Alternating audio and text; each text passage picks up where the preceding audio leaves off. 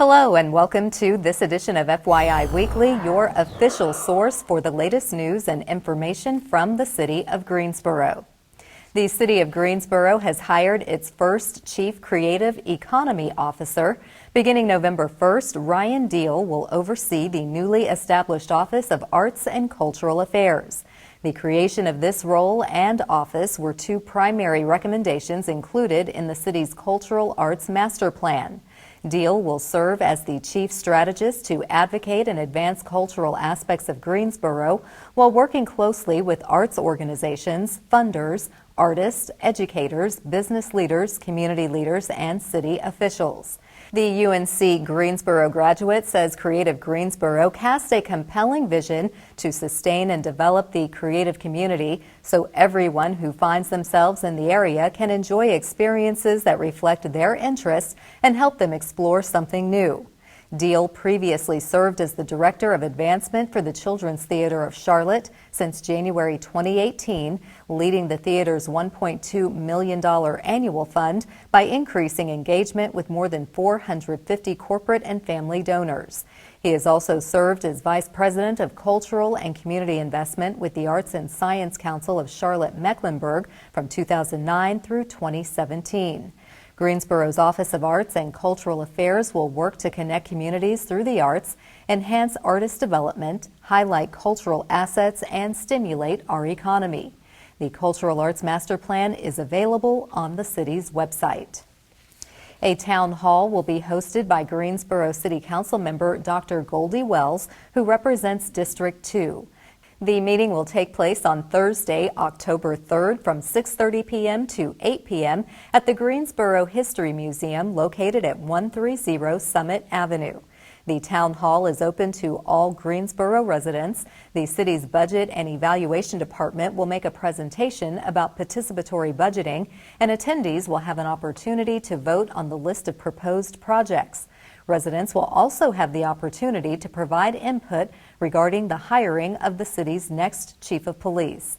The meeting will also include a District 2 update and allow time for residents to share community concerns. The Tanger Center for the Performing Arts hasn't opened yet, but has already exceeded 14,000 season seat memberships for the inaugural Broadway season.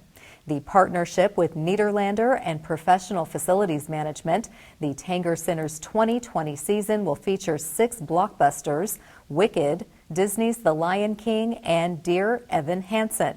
Season 1 will open in May 2020 with Beautiful, the Carole King musical, and include the theatrical hit Come From Away.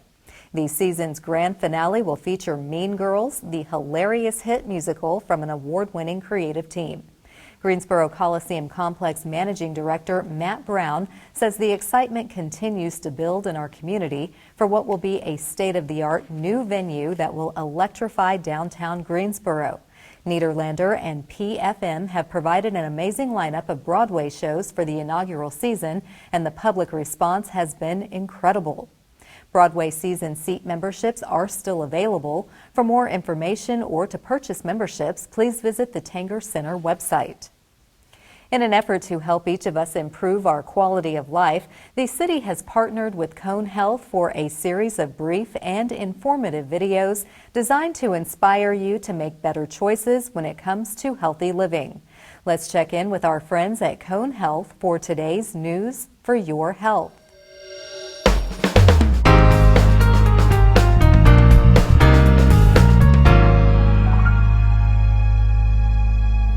Over 39 million Americans suffer from migraine headaches, including men, women, and children.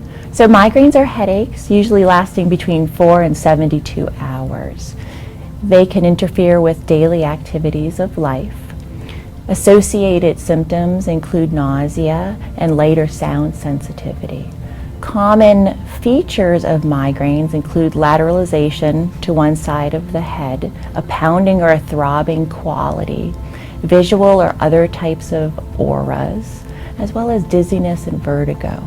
Most people with migraines have identified triggers. Some of the more common triggers include stress, whether that's emotional or physical, bright lights, loud noises, strong smells.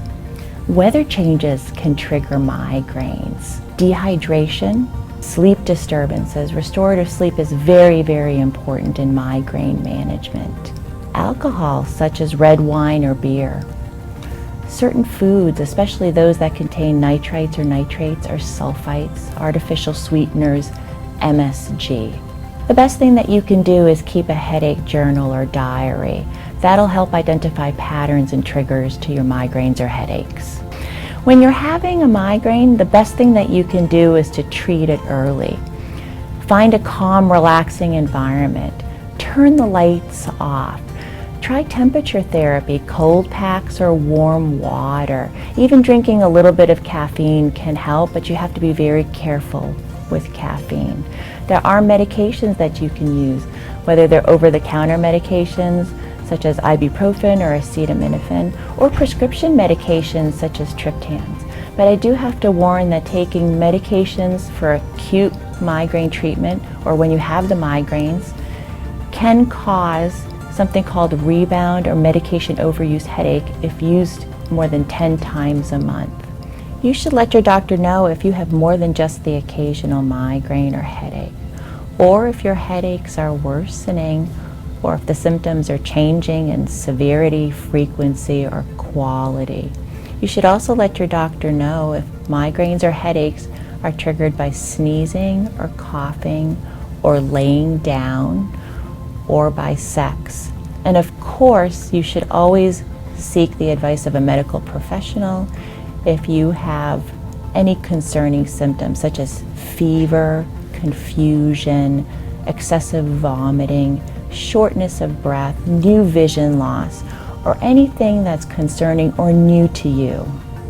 Thanks for joining me today. I hope this was helpful for you. For more information, go to conehealth.com/headaches. I'm Dr. Antonia Ahern.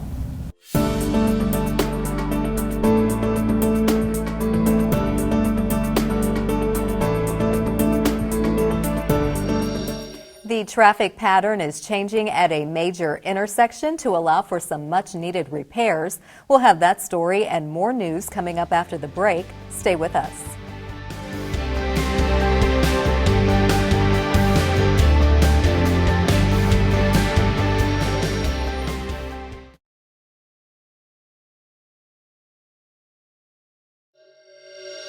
Welcome back to FYI Weekly. Today through Thursday, October 31st, Brant Street will have occasional lane closures from the intersection of Emmanuel Road to the intersection of West Meadowview Road. This is due to a water line restoration taking place each day from 9 a.m. to 4 p.m. These closures are part of the Waterline Epoxy Rehabilitation Project. This work is subject to change due to inclement weather or last-minute schedule changes. Signage and traffic cones are in place to direct traffic. Motorists can expect delays and are encouraged to use alternate routes to avoid the area. This work is part of the city's ongoing water and sewer rehabilitation program, which is funded by water and sewer rates. For more information, please visit the city's website. The city is partnering with Piedmont Business Capital to educate small business owners about obtaining a surety bond in order to bid on public projects. This will give small businesses the opportunity to compete equally with large companies once they understand the ins and outs of surety bonds. The Introduction to Surety Bonds workshop will take place on Wednesday, October 16th from 6 p.m. to 9 p.m. at the Nussbaum Center for Entrepreneurship. Dinner will be provided. Registration is available online via the MWBE webpage and must be completed by Wednesday, October 9th. Attendees of the workshop will learn how to become a bonded contractor and how to do business with the city. They will explore community-based lending resources and review historically underutilized business certification regulations. This will be an opportunity to network with other small business owners. The Nussbaum Center is located at 1451 South Elm Eugene Street. For more information, please call the city's MWBE office at 336-373-2674. Greensboro Parks and Recreation, in partnership with the Piedmont Volleyball Club, will offer a new volleyball program for girls at Griffin Recreation Center this fall. Registration is $50 for 11 to 14-year-olds and $35 for 8 to 10-year-olds. Register online or in person at Griffin Recreation Center located at 5301 Hilltop Road. The registration deadline is Tuesday, October 15th. Coaches and training will be provided by the Piedmont Volleyball Club. Both beginners and seasoned players are welcome. The regular season begins the week of November 15th. Girls will be placed on teams based on age. Players ages 8 to 10 will participate in a weekly clinic, while the 11 to 14-year-olds will practice and compete in weekly games. Parents must show a copy of the child's birth certificate and a Parents Association for Youth Sports or PAYS membership card. To obtain the PAYS card, parents or caregivers must watch a video and pay a $5 fee. For more information about girls volleyball, call Gina Carmen at Griffin Recreation Center at 336-373-2928. In an effort to spotlight and celebrate local artists, business owners, community builders, and essentially the next generation of leaders, the city is proud to partner with Action Greensboro to introduce our Made in Greensboro series. This day, we place the spotlight on the textile talents of Nadia Hassan.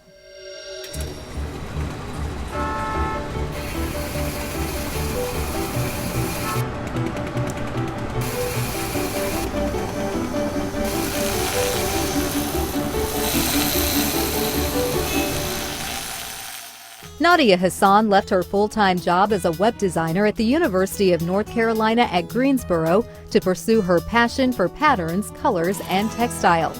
Now she is a business owner who designs bold and colorful surface patterns for products sold by companies like Target and Hobby Lobby. You can also purchase her sassy prints on fabric, gift wrap, or wallpaper at her Spoonflower shop, a print-to-order site used by artists. Nadia says her style is always evolving, but her love for bold graphics, clean lines, cheerful colors, and a healthy dose of playfulness has remained consistent from the beginning. She enjoys experimenting with abstraction and the delicate balance between positive and negative space. The process is as much about play as work. It's an exciting investigation of ideas, colors, shapes, textures, and scale. Each day, Nadia looks forward to discovering where the limitless possibilities will lead. Her work has been featured in national magazines such as Cloth and Uppercase.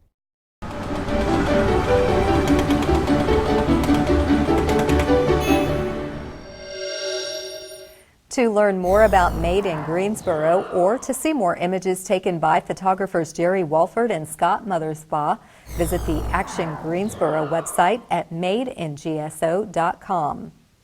Arming the small business community with resources to succeed is the focus of one nonprofit group in Greensboro. Coming up after the break, we'll tell you about a summit centered on giving these business owners a seat at the table. Stay with us.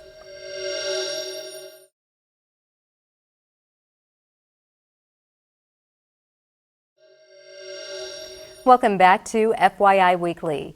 Piedmont Business Capital prides itself in providing financial resources and networking opportunities to the small business community. Joining me now to tell us about the upcoming Engagement and Inclusion Summit is Chisa Penix-Brown. She is the Programs and Events Manager for Piedmont Business Capital. Hello, Chisa. Welcome back. Thank you. Thank you for Great joining to be back. me. Good to see you always.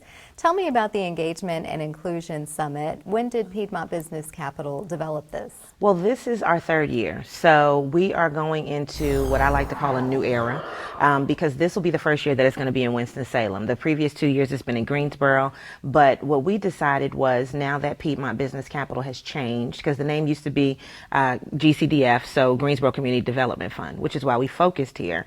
But now that it's Piedmont Business Capital, we said we need to go to the Piedmont. And so going over one more county allows us to be able to spread all of the goodness about economic development to more people. Okay, and you're bridging that gap. Definitely. Because a lot of times people either want to stay in Greensboro or stay in Winston. this gives you a reason to get out of Greensboro and Yes. go visit Winston. Yes. So tell us, when will the summit take place, and a little bit about the panelists and the topics that you'll be discussing. All right, so Tuesday, October 8th, and it's from 1:30 to 8 p.m., which is a little bit non-traditional because, a lot of people start things first thing in the morning, but we want to give people the opportunity to get there in the afternoon so that this way they have enough energy to go through the evening. When we talk about the panelists that we have, it is a myriad of excellence. So it is sponsored by Wells Fargo, which is one of our sponsors that has been for all of the years. The biggest thing about that is we also have 2 of their senior vice presidents.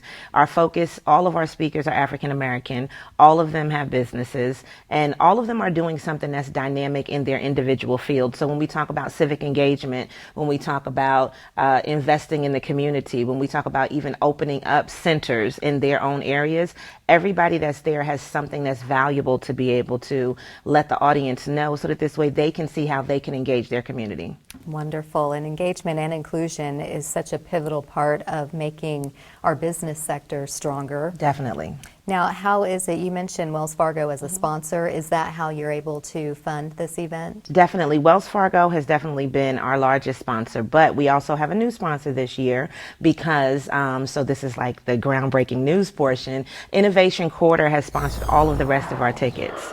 So if people are interested in coming, then all they need to do is go to the website and register for free.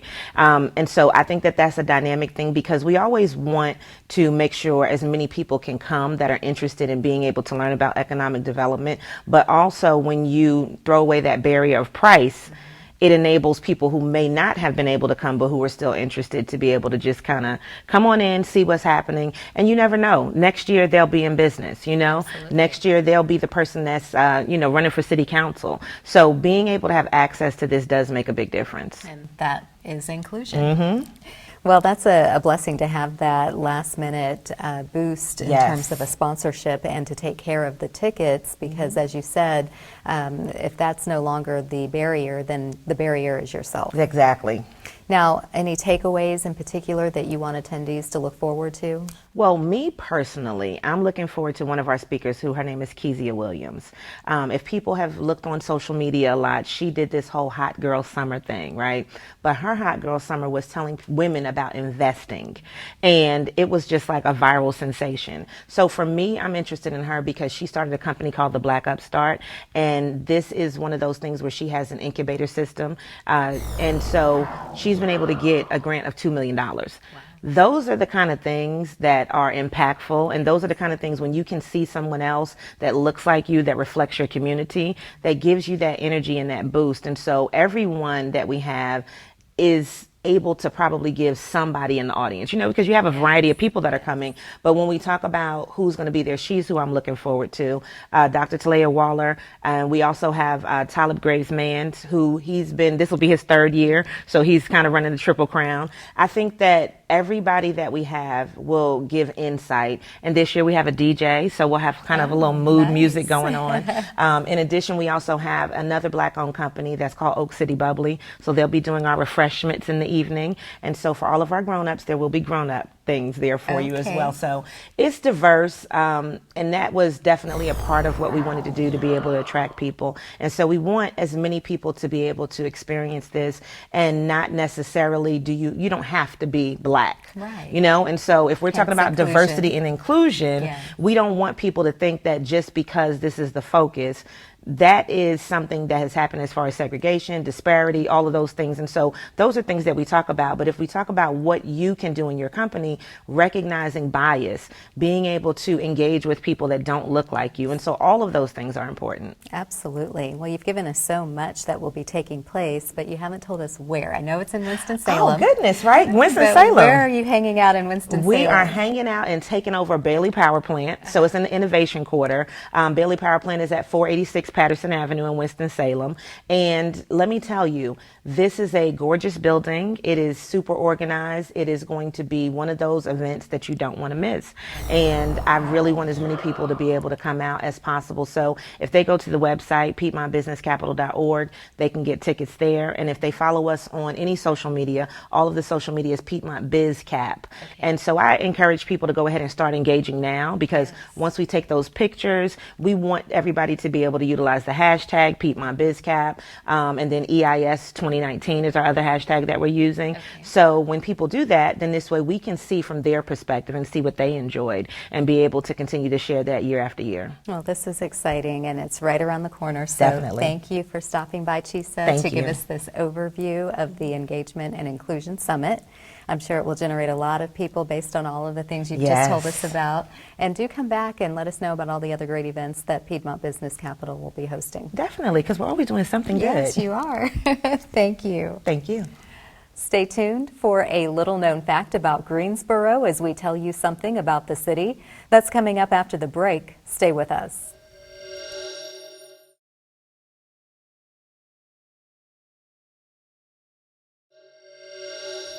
Welcome back. One way to stay informed about decisions that impact our city is by attending or tuning in to City Council meetings at 5:30 p.m. on the first and third Tuesday of the month. The Greensboro City Council meetings are open to the public, but if you cannot make it to City Hall, we broadcast the meetings right here on GTN. The meetings held in the council chambers are also streamed live on the city's website. Meetings on the first Tuesday of the month will take place in one of the city's 5 council districts to allow city council members to engage more residents. Those meetings will be broadcast the following Saturday at 10 a.m. Meetings on the third Tuesday of the month will continue to take place on level 2 of the Melvin Municipal Office Building located at 300 West Washington Street. The fourth Tuesday is reserved for a meeting as needed. To review the council meeting locations, schedule, and agendas, please visit the city's website. Here's an opportunity to learn a little something about the city. Votes continue to roll in for participatory budgeting. Residents ages 14 and older can cast a vote to tell the city how to spend its budget.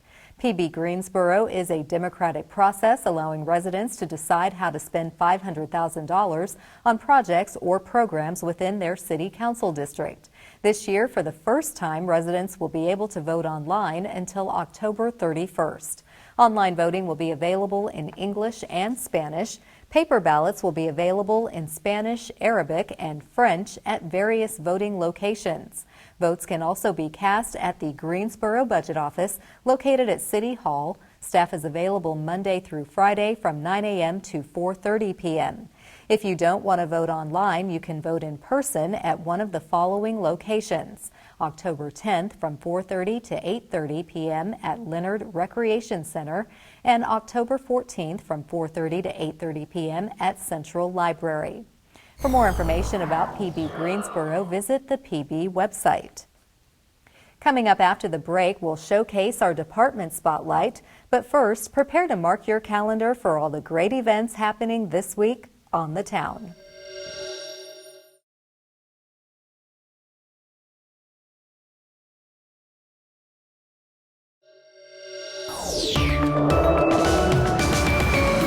Hey, this is Taylor. Fall is here, so cue up your pumpkin spice lattes and join us for this weekend's fun activities. It's the first Friday of the month, so head to downtown Greensboro for lots of events happening at local restaurants, shops, and museums. Participatory Budgeting Greensboro will have volunteers at Scuppernong Books from 6:30 to 9:30 p.m. Cast your vote on how public funds are spent. Can't make it out on Friday? Cast your vote online at greensboro-nc.gov/pb. Visit firstfridaygreensboro.org for a complete list of events. Do you have a bunch of non-recyclable materials like batteries, old phones, and computers and don't know what to do with them? Come to the Fall Recycle Rodeo on Saturday from 8 a.m. to 2 p.m. at Destiny Christian Church's parking lot. Bring your paper for shredding, household hazardous waste like paint, cleaners, gasoline, old electronics, and glass bottles. The city's education team will provide information about recycling and waste reduction. We are collecting non-perishable food to donate to the Destiny Christian Church Food Pantry to help those in need. Check out greensboro-nc.gov/recycle for more information. The Women's Resource Center's annual fundraiser called Men Can Cook is here. This annual event features 50 community chefs as well as local men who offer donated samples of their signature dishes and dazzle the crowd with their culinary skills, as well as a huge silent auction. The event will take place on Saturday from 5:30 to 8:30 p.m. at the Greensboro Coliseum Special Events Center. Tickets are available online or at the door. For more information, go to womenscentergso.org. Enjoy another beautiful fall activity this Sunday at Art in the Arboretum from 12 to 5 p.m. Fine arts and craftsmen from throughout the region will line the Arboretum's paved walkways. In addition to artists, other activities will include entertainment on 3 stages, children's art activities, 2 delicious food courts, and more. For more information, go to greensborobeautiful.org. Save the date for the Bourbon and Barbecue event hosted by Greensboro Downtown Parks from 6 to 9 p.m. on Saturday, October 12th at Center City Park. There will be a Maker's Mark bourbon tasting, NC barbecue, live music, and lawn games. All proceeds will support free programming in LeBauer and Center City Parks. To purchase your tickets, go to greensborodowntownparks.org/bourbon-bbq. Keep watching FYI Weekly right here on GTN to find out about more events happening on the town.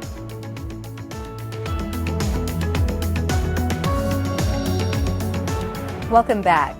The City of Greensboro has more than 20 departments and several divisions committed to serving you, our residents and visitors. Let's go behind the scenes in our department spotlight.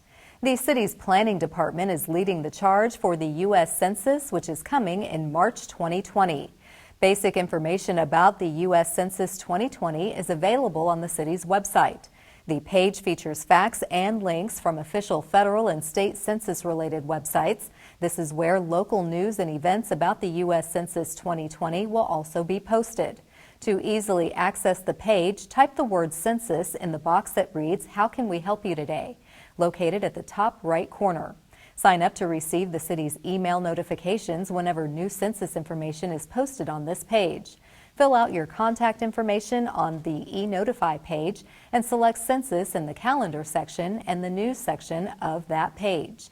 Be sure to follow the Census Sunday on the city's Facebook page, where each week an example will be posted of how the census information is used. Remember, everybody counts, so spread the word and don't be counted out for the 2020 census. Straight ahead on the other side of the break is this week's Way to Go GSO Shout Out. Stay with us.